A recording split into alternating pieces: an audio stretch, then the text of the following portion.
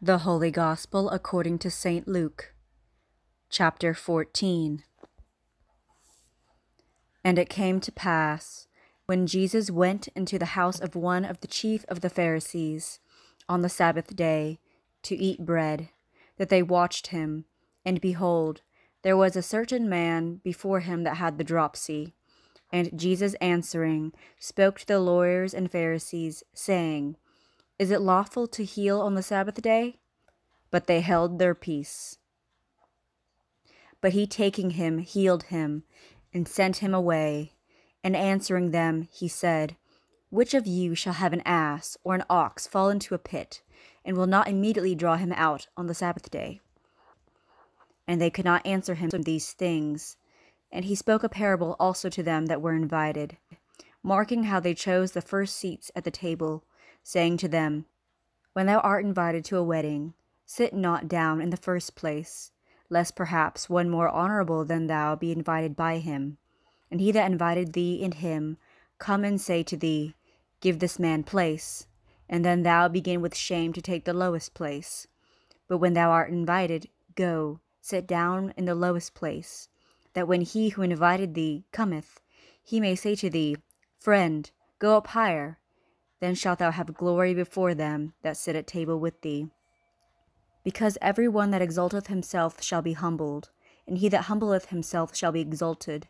And he said to him also that had invited him, When thou makest a dinner or a supper, call not thy friends, nor thy brethren, nor thy kinsmen, nor thy neighbors who are rich, lest perhaps they also invite thee again, and a recompense be made to thee.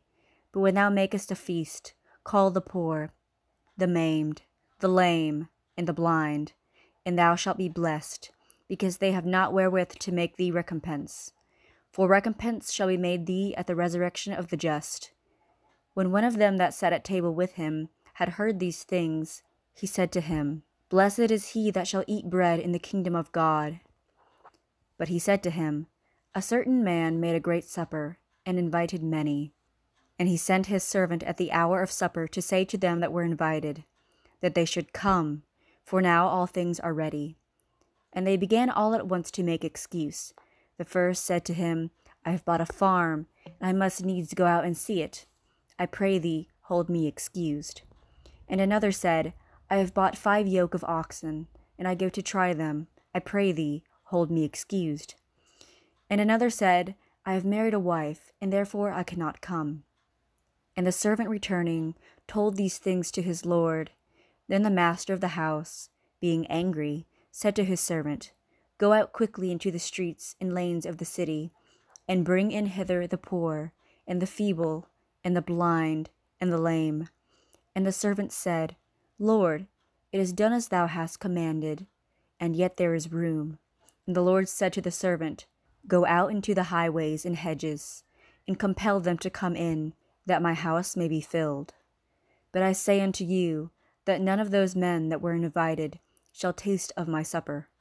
And there went great multitudes with him, and turning he said to them, If any man come to me, and hate not his father, and mother, and wife, and children, and brethren, and sisters, yea, and his own life also, he cannot be my disciple. And whosoever doth not carry his cross and come after me, cannot be my disciple. For which of you, having a mind to build a tower, doth not first sit down, and reckon the charges that are necessary, whether he have wherewithal to finish it? Lest, after he hath laid the foundation, and is not able to finish it, all that see it begin to mock him, saying, This man began to build, and was not able to finish. Or what king, about to go to make war against another king, doth not first sit down, and think whether he be able, with 10,000, to meet him that, with 20,000, cometh against him? Or else, whilst the other is yet afar off, sending an embassy, he desireth conditions of peace. So likewise, every one of you that doth not renounce all that he possesseth, cannot be my disciple. Salt is good, but if the salt but shall lose its savour, wherewith shall it be seasoned? It is neither profitable for the land nor for the dunghill, but shall be cast out. He that hath ears to hear, let him hear.